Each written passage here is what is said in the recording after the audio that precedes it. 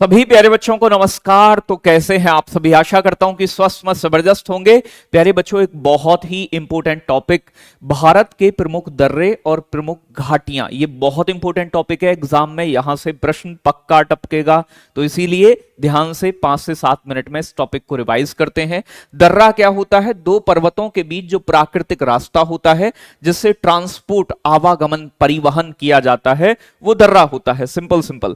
तो प्यारे बच्चों, पर्वतों में आने जाने के नेचुरल मार्ग को ही दर्रा यानी कि पास कहा जाता है। तो दो पर्वतों के बीच का प्राकृतिक मार्ग। अब अगर मैं बात करूं लद्दाख और जम्मू कश्मीर के प्रमुख दर्रे, तो इसके लिए ट्रिक होता है बाज का पंजा बहुत जोशीला। तो ऐसे करके आप याद कर सकते हैं। बाज का पंजा कैसा है बेटा? जोशीला पंजा है। अब देखो, बाज से बनता है बेटा बुर्जिल दर्रा। तो बुर्जिल दर्रा कहां है? जम्मू कश्मीर में। किस पर्वत में आता है? जास्कर पर्वत में। बच्चों, ये किसको जोड़ता है? तो दर्रा किन्हीं दो स्थानों को कनेक्ट करता है। तो बुर्जिल दर्रा बच्चों श्रीनगर को गिलगित पीओके, गिलगित बलूचिस्तान से कनेक्ट करता है। प्यारे बच्चों, का से बनता है काराकोरम दर्रा। काराकोरम दर्रा लद्दाख में है। ये काराकोरम श्रेणी के अंदर आता है। ये भारत का सबसे ऊंचा दर्रा भी है। यहां इसी दर्रे से होकर चीन पाक आर्थिक गलियारा, जिसे CPEC, China Pakistan economic corridor, इस दर्रे से होकर गुजरता है। प्यारे बच्चों, पंजा से बनता है पीर पंजाल दर्रा। ये कहां है? जम्मू कश्मीर में। किस श्रेणी में है? पीर पंजाल पर्वत के अंदर। ये कश्मीर घाटी को जम्मू के राजौरी जिले से जोड़ता है। तो कश्मीर वैली को किससे जोड़ता है बेटा? राजौरी जिले से। आगे आता है बहुत से बनिहाल दर्रा। बनिहाल दर्रा भी कहां है? जम्मू कश्मीर में। किस श्रेणी में आता है? पीर पंजाल श्रेणी में। ये किसको जोड़ता है? जम्मू को श्रीनगर से। और इसमें ही बेटा जवाहर टनल, जवाहर सुरंग स्थित है। तो ये बात आपको याद रखनी है कि जवाहर सुरंग किस दर्रे में? बनिहाल दर्रे में। बेटा, एक जोशीला से बनता है जोजीला। तो जोशीला से बना जोजीला, ये लद्दाख के अंदर है। ये जास्कर पर्वत के अंदर आता है आपका, जास्कर श्रेणी में। ये श्रीनगर को लेह से जोड़ता है। तो श्रीनगर से लेह जाने का रास्ता किससे गुजरता है? जोजीला दर्रे से होकर। तो ये लद्दाख और जम्मू कश्मीर के इंपोर्टेंट पास। आगे चलें बच्चों, हिमाचल प्रदेश की ट्रिक होती है प्यारे बच्चों आपकी, हिमालय पर बड़ी छिपकली रहती है। तो बड़ी छिपकली, अब देखो, बड़ी छिपकली और रहती, इन तीन से 3 दर्रे याद करने हैं बच्चों। बड़ी से बनता है बाड़ा लाचला दर्रा, जो कि आपका जास्कर पर्वत के अंदर आता है। ये मनाली से लेह जाने का रास्ता इससे गुजरता है। और चिनाब नदी का उद्गम भी कहां से होता है? बाड़ा लाचला दर्रा, हिमाचल प्रदेश से। छिपकली से बनता है बेटा शिपकिला। शिपकिला दर्रा भी जास्कर पर्वत में है। यह शिमला को तिब्बत से जोड़ता है। और भारत में सतलज नदी जो घुसती है वो किस दर्रे से घुसती है? शिपकिला दर्रे से होकर। प्यारे बच्चों, रोहतांग दर्रे से रावी नदी का उद्गम होता है। तो रावी नदी कहां से निकलती है बेटा? रोहतांग दर्रा, हिमाचल प्रदेश। ये पीर पंजाल पर्वत के अंदर आता है।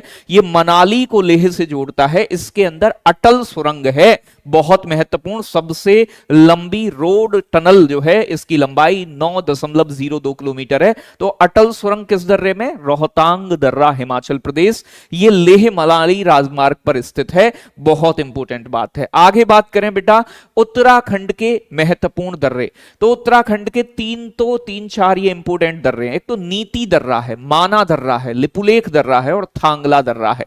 प्यारे बच्चों, ये सारे के सारे दर्रे उत्तराखंड और तिब्बत की सीमा पर स्थित हैं। तो ये सभी दर्रे उत्तराखंड को तिब्बत से जोड़ते हैं, नीति, माना, लिपुलेख और थांगला।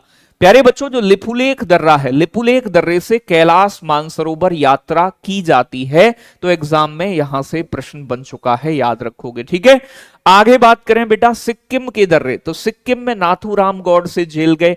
तो बेटा 2 इंपोर्टेंट दर्रे देखो, नाथूराम जेल कहां गए? गांधी जी की हत्या करके सिक्किम, सच में नहीं गए, ट्रिक है, नाथूराम जेल गए। तो नाथूराम से बनता है बेटा नाथूला दर्रा और जेल से बनता है जेलेपला दर्रा। नाथूला दर्रा सिक्किम को लहासा, जो कि तिब्बत की राजधानी लहासा है, यहां से जोड़ता है। यह प्यारे बच्चों 1962 के युद्ध के समय बंद कर दिया गया था। 2006 में इसे फिर से रीओपन यानी खोल दिया गया है। और जेलेपला दर्रा बेटा ये सिक्किम को भूटान से कनेक्ट करता है। यहीं इसी के पास डोकलाम स्थित है, यहीं चुंबी वैली, चुंबी घाटी स्थित है, जो कि डिस्प्यूटेड है भारत, भूटान और चीन के बीच में। अरुणाचल प्रदेश के महत्वपूर्ण दर्रों की बात की जाए तो ट्रिक है दिया की याद में बम बम भोले। तो बम बम भोले मतलब भोले बाबा, तो दिया की याद में, किसी दिया ने किसी का दिया बुझा दिया तो भैया फिर भोले बाबा याद आए। तो बेटा दिया से बनता है दीफू दर्रा, याद से बनता है यांग्याप दर्रा, और बम बम मतलब बॉम्डिला दर्रा। तो बेटा दीफू दर्रा अरुणाचल को म्यांमार से जोड़ता है। ये भारत, चीन और म्यांमार की सीमा पर ट्राई जंक्शन यानी कि त्रियक संधि का निर्माण करता है।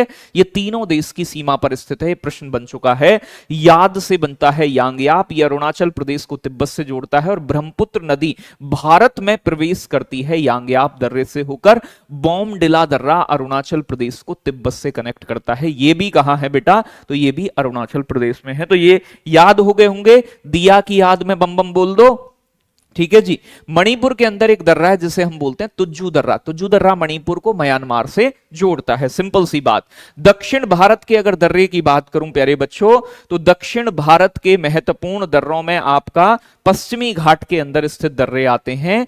आपके इसमें बच्चों एक तो थाल घाट दर्रा है, ठीक है, एक बेटा भोर घाट दर्रा है। तो थाल घाट महाराष्ट्र को नासिक से, मुंबई को नासिक सॉरी, ठीक है, और भोर घाट बेटा मुंबई को पुणे से कनेक्ट करता है। ये दोनों दर्रे महाराष्ट्र के अंदर पश्चिमी घाट में स्थित हैं।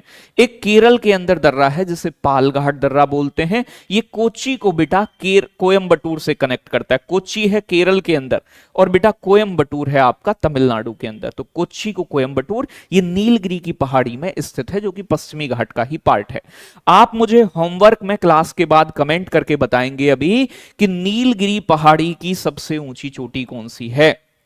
तो जवाब आना चाहिए बेटा, नीलगिरी की जो पहाड़ी है इसकी सबसे ऊंची चोटी कौन सी है। तो नीलगिरी पहाड़ी की सबसे ऊंची चोटी कौन सी है। और बच्चों एक जनजाति भी रहती है, उस जनजाति का नाम आप मुझे बता सको तो बता देना।